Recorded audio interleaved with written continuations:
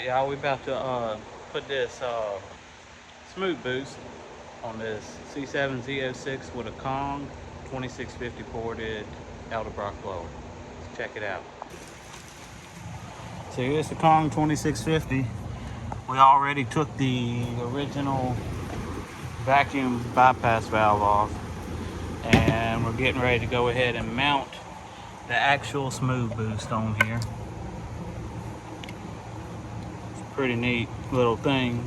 It's all electronic bypass, so you can get that on there, and then we'll get to mount some other stuff and get it wired up, and we'll see how she does. Hopefully kill some of that 800 foot-pounds of torque right off of idle that this thing makes. So we'll see. All right, so we got the smooth boost itself, actuator mounted. Now we got all the fuse box, the overflow, degas, whatever you want to call it, out the way. We're gonna go through that factory grommet down there because there's not many places to pass stuff through on a Corvette. So we went ahead and unpinned the connector so we can make a minimal hole in it and try and pass it through. Now, I did not have a terminal tool for one of these, surprising enough. So I had to make one real quick out of this wire, which it's got my fingers kind of tore up, but oh well, that's part of it. We got to make this install pretty clean and as factory looking as possible. This guy's pretty particular, which is fine. That's how we like them, because we like to do a good job, but we like customers that allow us to do the good job. So as we get this ran and mounted, I'll show y'all some more.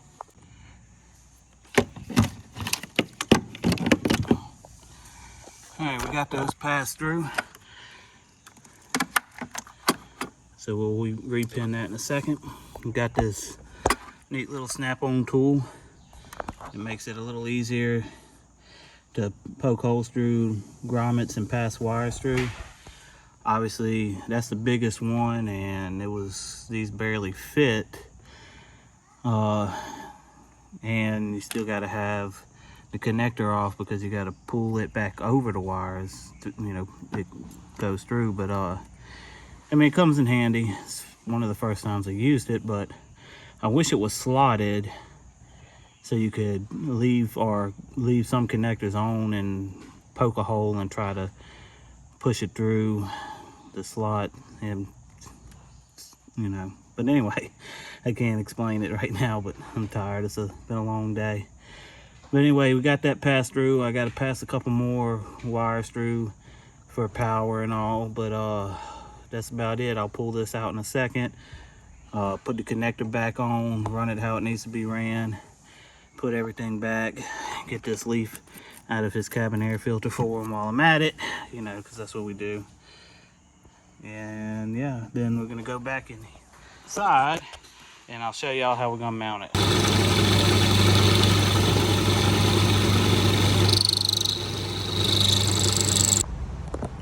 All right, we got some more of the smooth boost done. We got the dial in here. Got some of these wires ran. You can't see, I need some light in here. One's for the pedal position. One is gonna go to, well, two of them are gonna go to some steering wheel buttons. One will be, when it grounds, it will revert to all the way open, or, I'm not gonna say zero boost because it all depends. And then the other one will revert to all the way closed, which will be all the boost. So that way, no matter where you got the setting at, if you need more or need less, you got them on the button, almost like scramble on a turbo. Oh, let's see.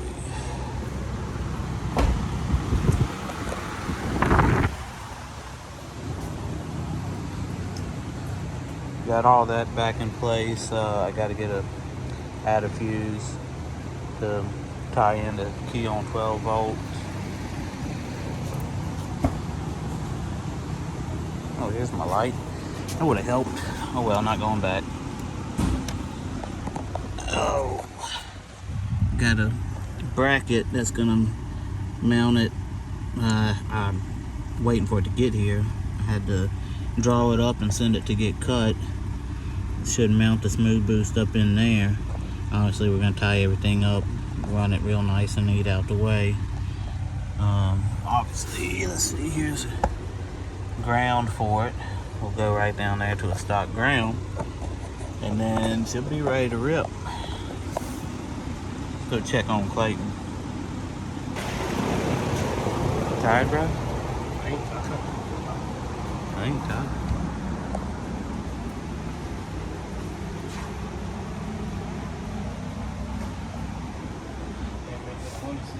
You right about that? Getting ready to do some DSC mini tubs on this one. Also DSC through the floor subframe connectors and firewall panel. We also are going to get him some new rear seat braces. We have to cut these out anyway and trim them up for the mini tubs. And this one's pretty tore up and was thrown halfway in there not very well. So they're cheap. We're just going to go ahead and get them a set put on there. It's no extra labor since it's part of the process. Just make it look better. Alright, y'all, we got some of these motion race work steering wheel buttons. These are actually meant for, you know, the OEM wheels on a 5th and 6th gen Camaro, but they should fit in this Vet just fine. So we're gonna unhook the battery, pop the airbag out, go in there, and here we go. They provide this little piece of plate, which is like a little template. You pop in there and it shows you where to drill the hole for them. So we're gonna put those in, and we'll have red for dump and boost, green for add and boost. Alright, like I said before, it's always good practice to unhook the battery whenever you work on one.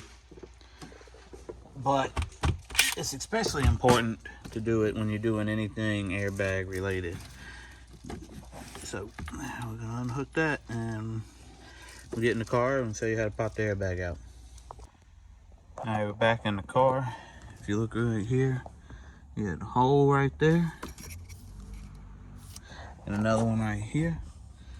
On this side, I know the lighting's bad in here, but just trust me, there's another one over here. So I usually take a long, small Phillips screwdriver, slide in them holes, and there's a little release that lets it pop out. Sometimes it's helpful if you got two and do both of them at the same time. Pop it out. You will have to pop it out and then put a little pressure, and then slowly slide that back out. But ain't nothing to it. As you can see, I already did this side. So now I'll get this side real quick. As you can see, we got popped out. And now you got to reach in there, and you can either undo the two airbag connectors from right there or up in there, which you have to pull both of those out. Then you got this too. You gotta, can't see it because it's dark, but there's a little connector in there. And unplug that and it'll fall right out of place. And now that we got the airbag out of place, go ahead and pop this out of place and unhook the harnesses for it. Alright, you can see we got the little metal template in place, so all I have to do is poke a hole real quick, get this in place, put the bolt through it. The only problem is on these, you're gonna have to be careful how you clock them because of the paddle shifter, which that might basically make that paddle shifter in-op now, but no big deal, we drag racing.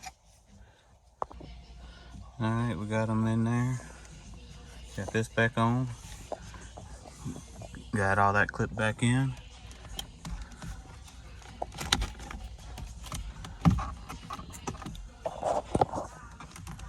Make sure we get these wires tucked up out the way.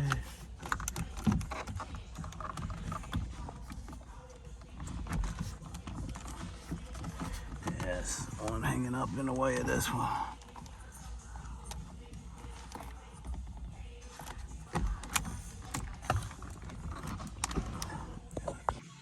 All right, she's back together. Now we can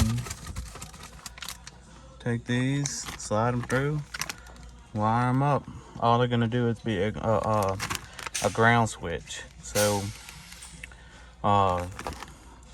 take for instance the wire that's gonna dump boost from the smooth boost will go in. It just gets a ground. So it's gonna go in on one side of here, and then the other side will just run to a good ground, and when you hit the button, it grounds it out. No more boost. So.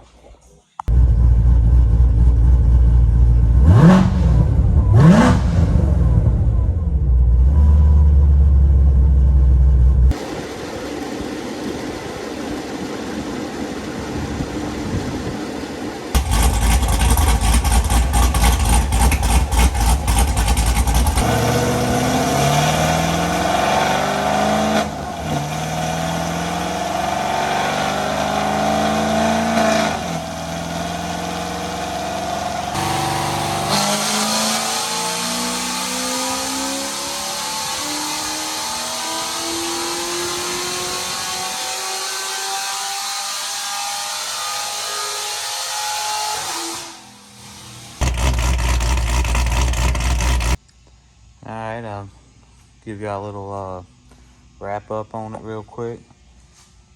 There it is, all installed back together. The bracket did not come in time. I sat here waiting on FedEx. Leave it to FedEx, but it didn't come in time, so I'm just gonna have to stuff the smooth boost up in there and put the kick panel back on for now. And then when the bracket shows up, obviously we'll get it on there and mounted real well, maybe show y'all. Obviously got the buttons on there. Just got them wrapped around the column right now. Surprisingly, it actually does pretty good right there. You can steer lock to lock and it not bind up. But so we weren't able to push it as hard as we were before. There must be something going on with the intercooler pump or the hoses or something, but we notice it's hardly flowing any water, and the inlet air temps are skyrocketing by 5,000 or so. They shoot straight up to 220 and kill timing, which you can see in this log. I'll show you a couple things real quick. Show you what I'm talking about when I say settings. If you can see in here, there's the smooth boost dial, and you can turn it down or up. Right now it's got 93 back in the car, so we're gonna leave it right about there. I got notes on what it actually made boost wise saved in the phone. But the funny thing is, so before the car made right at 23 pounds. And now after we put the smooth boost on, when we had the dial turned all the way full tilt, it actually was making, see if you can see this, about 26 to 27 pounds, maybe a tad bit more. And that's on a hot blower. If you noticed, the spark is all the way down, but this was on the 85 obviously. But then if we go back, I'll pull up this other one real quick. Here we go to a little street log and pull with the dial turned down, and you can see only 173 kPa right there, and it was still on a pretty low setting on that, and it still made a little bit of boost. But anyway, that's just to show you what it can do. See, I'm kind of digging the smooth boost stuff. Done it on a few, gonna do it on a few more. Gonna have to try it on a Ford here, to a couple Fords here shortly. But yeah, if y'all need one, just holler and we can get you set up on one.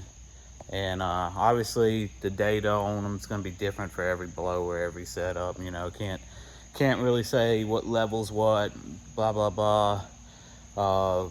Like what I just showed y'all, I think was level 2 or something, and it still, you know, made 170 kPa.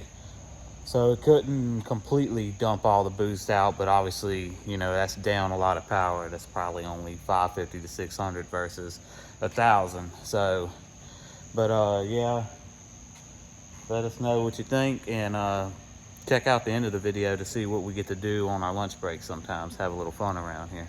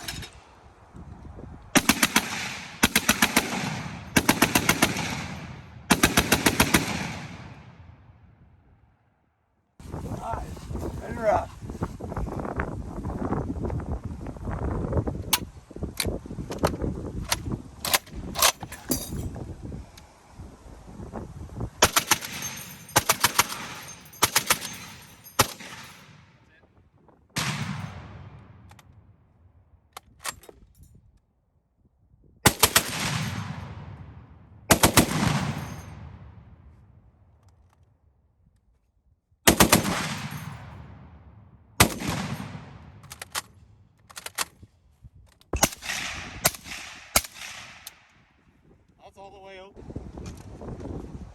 All right.